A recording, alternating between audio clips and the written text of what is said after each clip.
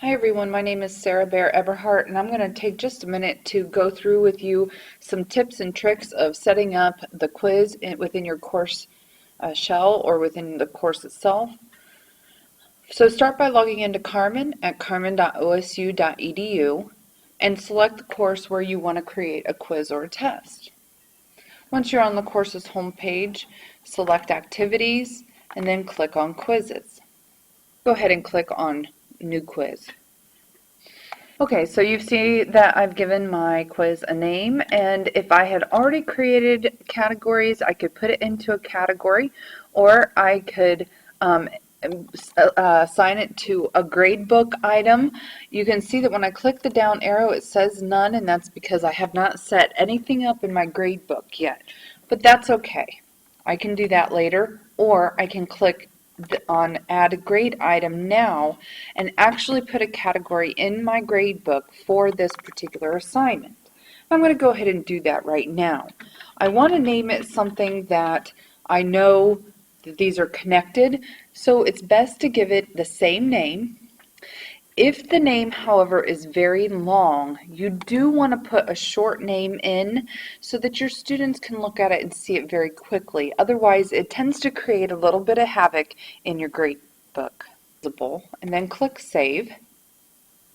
And you can see here that then it has tied it to the gradebook item. You do want this if you want Carmen to automatically grade your courses or your quizzes and export them then to the gradebook. And that's what this button is for, and you do want to allow it to do that. You can, again, I would not bother with adding in a rubric because they don't work with the quizzes. The automatic grade option is there because you have two options as the instructor. You can either tell Carmen to let the students know what their grade is immediately, or you can manually let the students know what their grade is later. That option is particularly good if, for example, you want the students to complete a quiz before coming into class, and if the students don't know what their grade is before coming into class, then they have less of an opportunity to cheat because they knew that maybe they got a 100% and their friend hasn't taken it yet.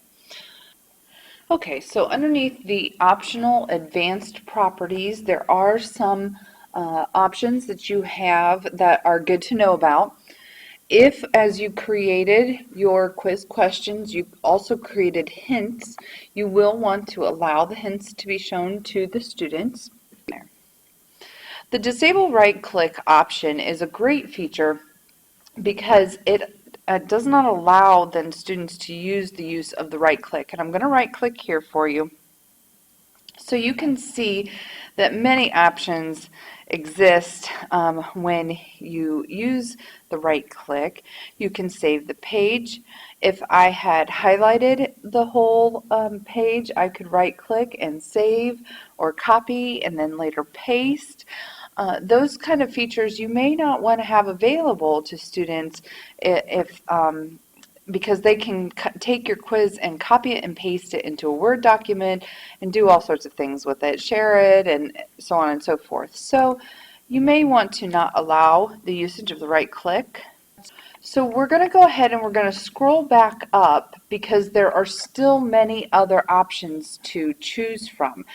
Before you go and you move on to any other one of the pages, and I'm going to scroll back down, I strongly advise you to at least click Save, and that way if you get booted out of the system, you will know that at least that page was saved, and you can see over here that a little box pops up and tells you that you've at least created your quiz. And now we can move forward. There are many options for quizzes. We can set restrictions, so we'll click on that tab called Restrictions, and first of all, one of the most important things you need to know about is the status. It is defaulted at inactive, and that means that the students cannot see nor can they take the quiz. So if I'm ready to publish my quiz and make sure that my students have access to it, I can click the down arrow, click Active, and the students will have access. Now, once I've clicked active, I can decide whether I have a specific start and end date for this quiz as well, to where it's active, but the students will only be able to see it during that set amount of time. This is a good idea, again, for the purposes of preventing cheating. If this is a practice quiz, I probably would not set any available dates. However, if it is a legitimate quiz that is going to be graded, I absolutely would have certain dates that they would have to be able to get in there and take this quiz. So you have several options. You could set that it'll have some defaulted days and times. Whatever you want to set these at, you can do. And then you can also create it as a schedule event so that it appears in your calendar. Again, lockdown browser, or the Respondus lockdown browser, is one of those features that is designed to help cut back on cheating. Some people have found it to be useful and others have not. If you want a specific time limit tied to this quiz, you can give it a certain time limit. If you want to give a little bit of a grace period, you can do that as well. If you do not allow late submissions, you want to keep it as a normal submission. However, you do have some options to allow some people to submit it late. I'm going to click Save. I'm going to scroll all the way back up so I can again look at my other options. Attempts, it just means how many times do I want to allow my students to take this quiz. If I allow multiple attempts, then I really need to tell the Carmen what I want to accept. Do I want to accept the highest or lowest attempt, and maybe even an average of all the attempts, or do I want to accept only the last attempt? So once you select that, then again click Save, and we can go on to the rest of them. There are some advanced conditions, as you can see here, that have popped up, and how you fill those out is up to you. And now comes to the longest part of this. We actually have to put our questions in here. So now we're going to select Add or Edit Questions. We'll click Go. And if I've already created my questions and placed them in the question library, I have two choices. I can either do a random section or I can do just section. I'm going to click random section because I want to be able to just allow Carmen to pick and choose what's going to go in here. So I'm going to give this section a name. I'm just going to call it random. And I'm really not going to worry about adding anything else in here, and I'm just going to click Save. Okay, so once this section is created, and a section is nothing more than a folder, I'm going to actually click on the name, which is a link, and it's going to take me into this very simple screen. And what I need to do now is I need to actually import the questions. Now, import is nothing more than bringing it from the question library into this folder so that the quiz knows what to pull from. Once I'm on this page, I want to click this down arrow and select Collection Route. Once you select that, you can see that all of the questions that you've previously created have popped up in the collection route. Here, and it says right here, you can select the questions that you want to import and then click Save. The questions will be added to the list from which the random section will pull. So let's just say I want to add the majority of these questions in here. And I'm going to click Save. At this point, I have several options. I have 9 questions in here, and I can actually make it so that my students only get 6 questions each attempt. So I'm going to put 6 in right there. And then I can tell Carmen how much I want each one of these questions to be worth. So let's make it 2 points.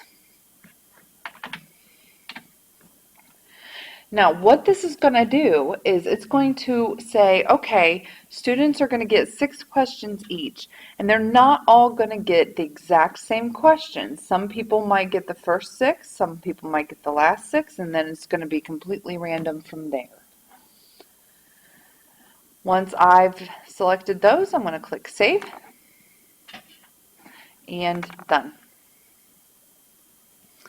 Okay, so now we see, because we don't have anything specific here, that the questions are literally going to be randomly chosen. On this screen, you have a couple of different options as well. If you would like to only have one question per page, you can do that. And the nice thing about that, and you can click Apply, and you can see that these turn blue, which means that there's going to be one question per page. The nice thing about that is that you can also click this, which prevents students from moving backwards in the pages. So if one of the questions later in the quiz prompts a reminder of something that was asked earlier in the quiz, the students can't go back and change their answers. Once you have selected everything, you can click Save or Save and Close. I'm going to click Save and Close. And I see that I have a quiz there available to me. Okay, so now that this quiz is created, I can actually go into one of my course modules and add the quiz in so that my students can take it. So I'll click on Content and find the module in which I want to place this particular quiz. Click on Add Activities, click Quizzes. You can see the quizzes is selected already. I click the drop down and I can see that the only quiz I have active right now is Fun Quiz. If I add an active quiz into a module, that's fine. I just have to remember to go in and make it active before the students are supposed to take it. But if you remember, we already told Carmen to make this an active quiz, so we're going to select the correct one, click Insert, and we see it appear here. If we click directly on the link, we can actually preview our quiz and take a quick look at how our students are going to see this. So we click Start Quiz, click OK, and it actually takes us into the quiz and we can see the questions that are populated. If you have any questions at any point about creating a quiz from a library, a question library, please do not hesitate to contact me or Joni Tornwall, and we'd be happy to help you with this. Thank you very much.